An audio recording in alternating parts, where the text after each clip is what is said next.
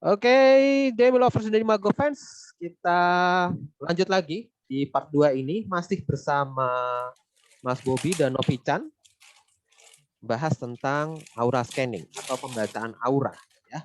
Nah, aku mau nanya dulu melanjutkan yang tadi itu sempat dibahas mengenai kategori-kategori dan arah perkembangan dari yang namanya indigo itu tadi ya. Aku mau nanya dulu ke Novi Chan. Novi Chan, aku tadi dengar Iya Mas Yus. sebenarnya kan kalau Mas Bobi bilang basicnya dirimu itu kan interdimensional kayak gitu.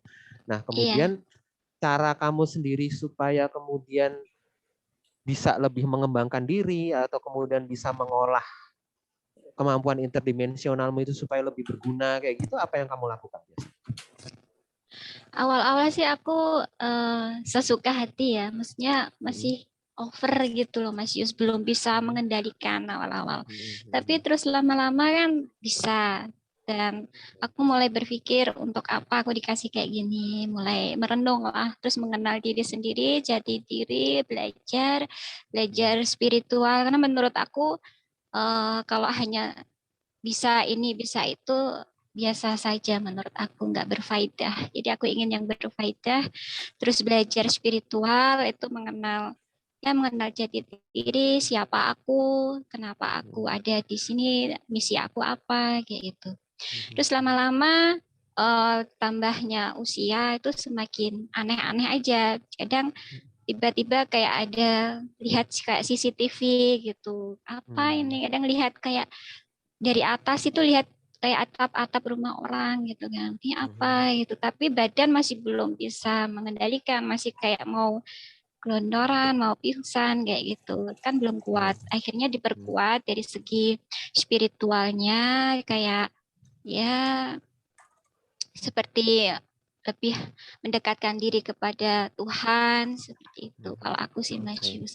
Terus setelah kayak gitu sudah mengenal diri, mengenal apa misi visi, mencoba untuk membantu orang. Karena kalau memang ada orang yang kena gangguan atau apa itu ya dibantu semampu aku sih Mas Yus, nggak terlalu ini gitu. Pokoknya iya, terus belajar cara healing seperti apa kayak gitu, hair self. Pokoknya aku lebih ke diriku sendiri dulu, baru ke orang lain, ke keluarga, ke orang. Ya.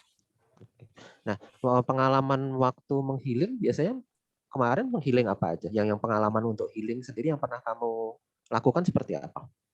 Ya, pertama lebih ke diriku sendiri awalnya, terus lama-lama ke orang-orang sekitar seperti keluarga kayak gitu, ada yang sakit, ya terus ada kayak anak kecil gitu panas gitu. Aku biasanya awal-awal itu pakai air doa untuk healing.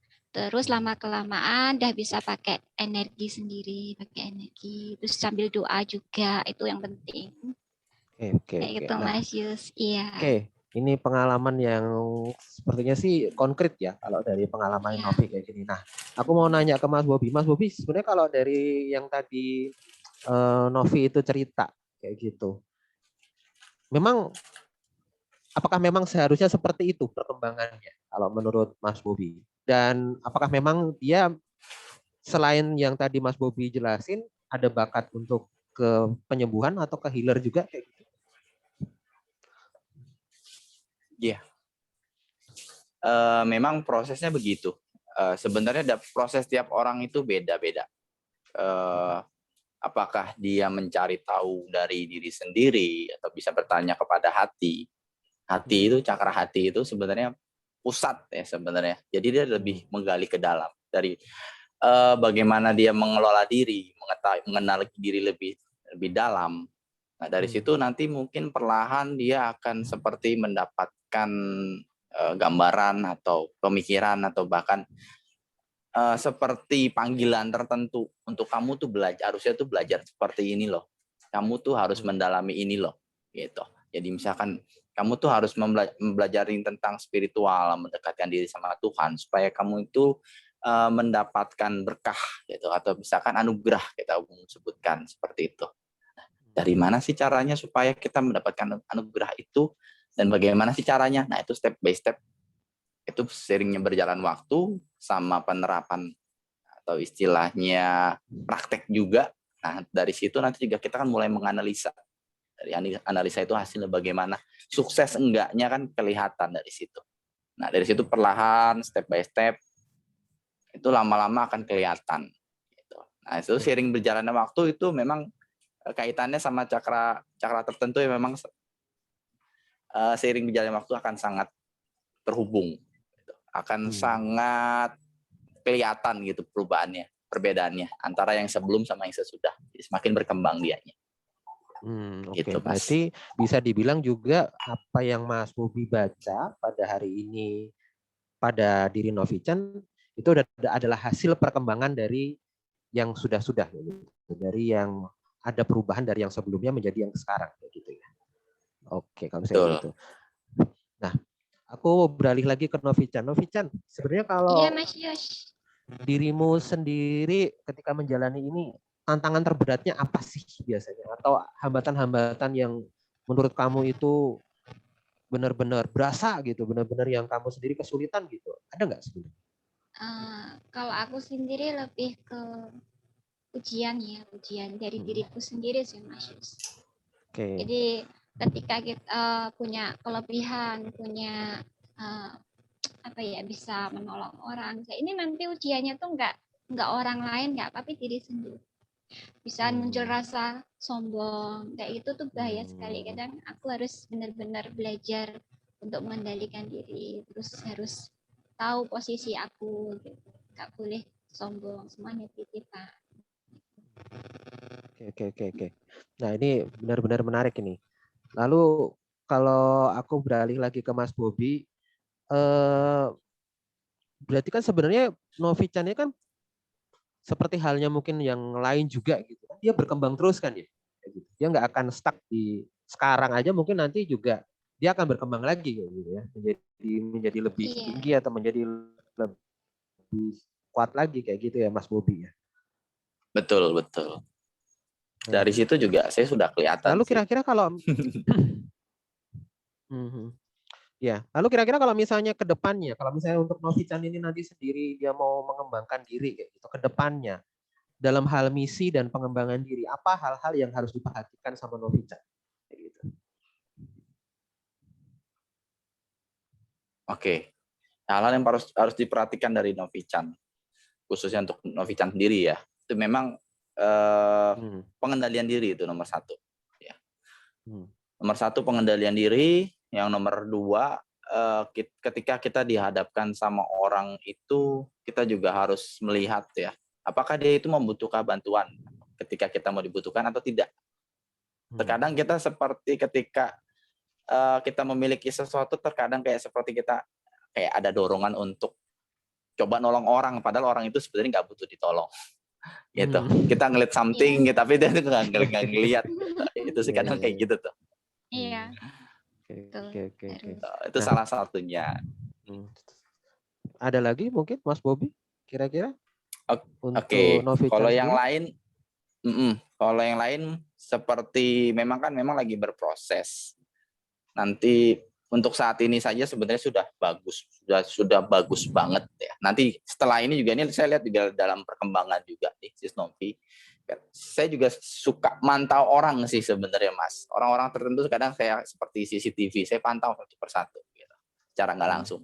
Jadi orang ini mulai berkembang atau ketika dia ada masalah atau something atau masa upgrade-nya gagal tuh saya mantau, kelihatan sama saya.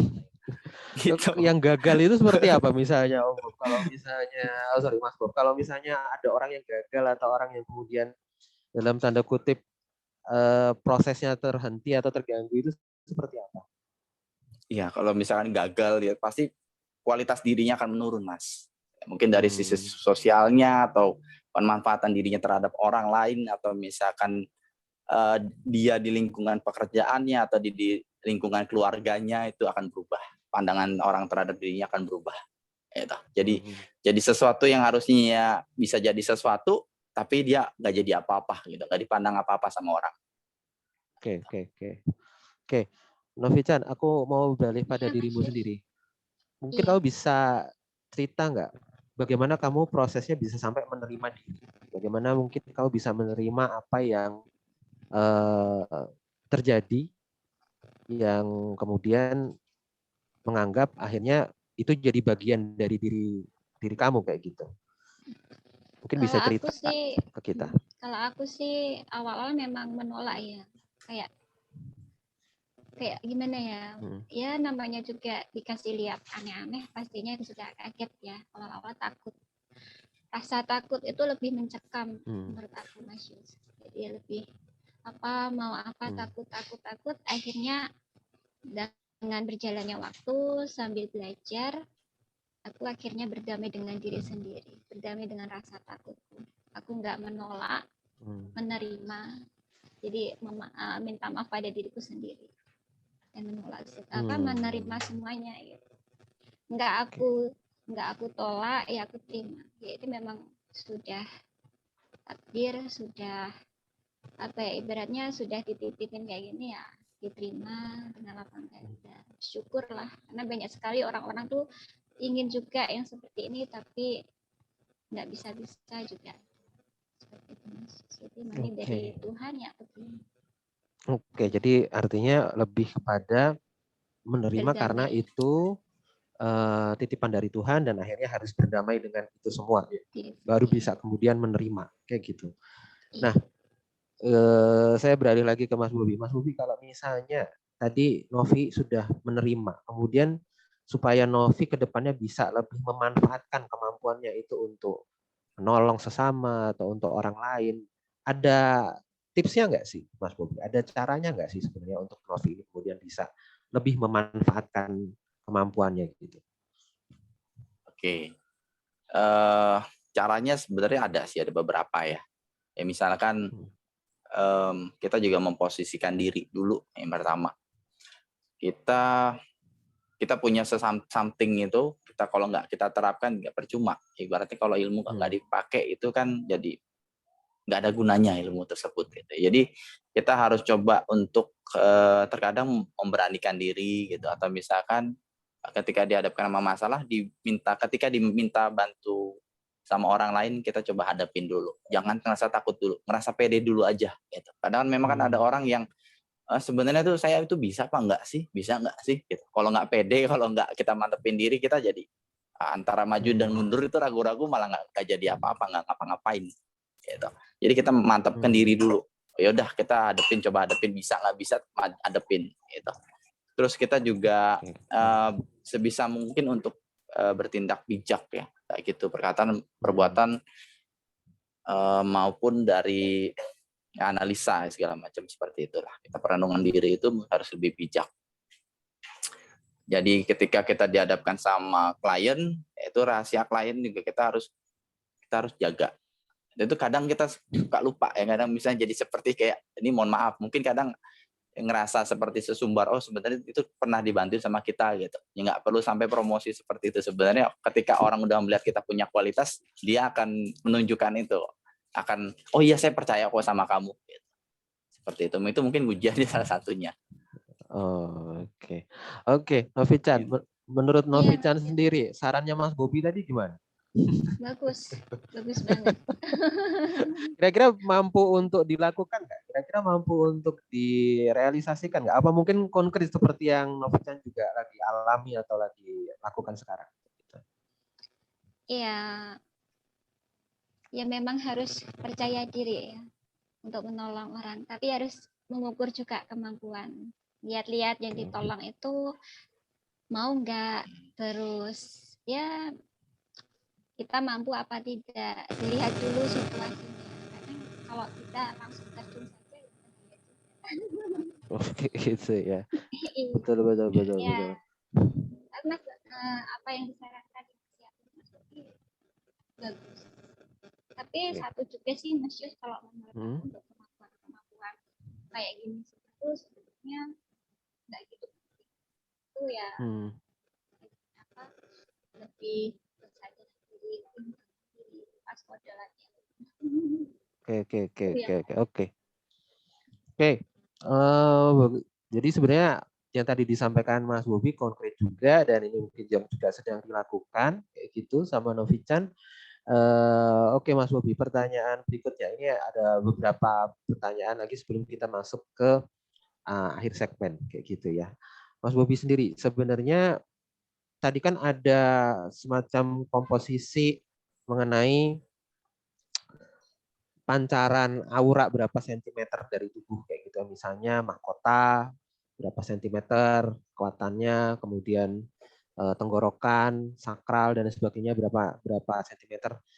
Prosentase itu kira-kira apakah bisa berubah atau mungkin cenderung tetap kalau misalnya prosentase atau mungkin ukuran sentimeter itu mengenai pancaran aura itu.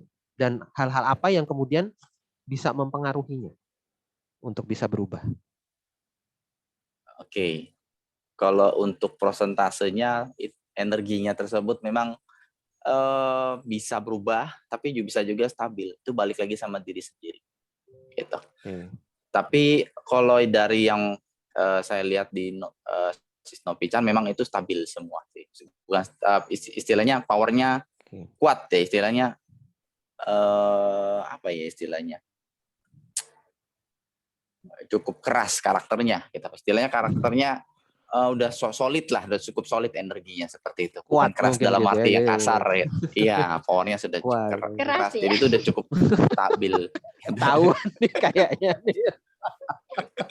Seperti itu gitu. Itu mungkin dari bagaimana caranya dia untuk mengasah diri sendiri, atau misalnya dia mencari tahu something gitu, sesuatu gitu. Nah, kalau misalkan bagaimana caranya untuk membuat kita powernya semakin kuat atau semakin besar, ya itu dengan kita menambah pengetahuan pada bidang-bidang tersebut. Misalkan mahkota, ya berarti ke bidang spiritualnya kita lebih banyakin. Kalau asna mungkin bidang pengetahuan alamnya, atau misalkan bidang mistisme mungkin gitu. Tapi nggak harus mistis ya. Kalau asna itu bisa pengetahuan dasar. Mungkin tenggorokan mungkin kita bisa belajar memahami bagaimana bahasa, atau kita mempelajari bahasa tertentu, itu bisa berkembang, Mas. Gitu. Atau mungkin dari pola hidup kita, pola makan sehat, pola kehidupannya sehat, baik, gitu. Perkataan perbuatannya baik, nah itu bisa juga untuk memperkuat power di cakra tenggorokan dan sebagainya seperti itu. Oke. Nah, mungkin aku langsung aja. Novichan, kira-kira ada yang mau ditanyakan langsung nggak ke Mas Bobi? Mas Bobi, aku mau tanya sih satu ya. Boleh? Boleh. Mas Bobi. Ya boleh dong. Masa nggak boleh sih? Aku tuh mau nanya untuk aura. Kadang ada yang bertanya sama aku tuh gini. Kalau cakra sih, warna auranya tuh merah, itu apa orangnya tuh gampang marah dan sebagainya gitu. Terus lesu dan sebagainya. Apakah itu pengaruh dari warna cakranya ataukah warna auranya gitu. Terus kalau apa itu namanya, kalau orangnya tuh mudah kayak ada masalah atau apa gitu kan, auranya kan memudar gitu ya Mas Bobi, kayak nggak cerah gitu auranya gitu. Itu apa juga pengaruh gitu. Ada orang bertanya seperti itu ke aku, apakah itu gara-gara warna aura ataukah memang auranya yang memudar gitu. Itu aja sih Mas Bobi. Oke. Tadi yang pertama mengenai cakra warna merah. Itu kan cakranya berarti ekor ya. Biasanya kan ada juga yang bilang merah itu sebenarnya menandakan kamu itu emosional. Enggak selalu. Yang emosional itu biasanya merahnya itu karakternya merah tua, merah gelap. Karakter yang gelap. Sedangkan kalau orang yang cakra ekornya bagus, ya merahnya itu nanti lama-lama akan semakin bukan memudar ya. Jadi seperti semakin warnanya jadi kayak ngeping gitu lah. Jadi warnanya makin muda, cerah, muda seperti itu. Nah, lalu kemudian kalau misalnya tadi cerah redupnya itu tadi ya kurang lebih seperti yang disampaikan Novi tadi itu. Kalau ketika warnanya kelihatan aku meredup, itu sebenarnya bukan meredup, itu lebih kepada mungkin energinya lagi nggak stabil, kesehatannya mungkin lagi ada masalah di kesehatannya, atau mungkin dia ada something gitu yang perlu dirilis dari dirinya, makanya warnanya seperti meredup gitu. Kalau Soalnya misalkan gini Mas Bobi, mm-mm, aku pernah lihat itu ada orang tuh aura sekitarnya tuh gelap gitu. Ternyata memang lagi ada masalah dan terjadi sesuatu gitu. Ya. Tapi gimana itu? iya Kenapa kok betul, bisa itu sih gitu? ya itu indikasi. Kita ngelihatnya Indikasi. sebagai ya indikasi ya, tanda. Itu tandanya memang orang ketika itu ada orang ada masalah, atau mungkin emosinya lagi nggak stabil, atau hatinya lagi kacau, atau pikirannya lagi kacau, itu kelihatan.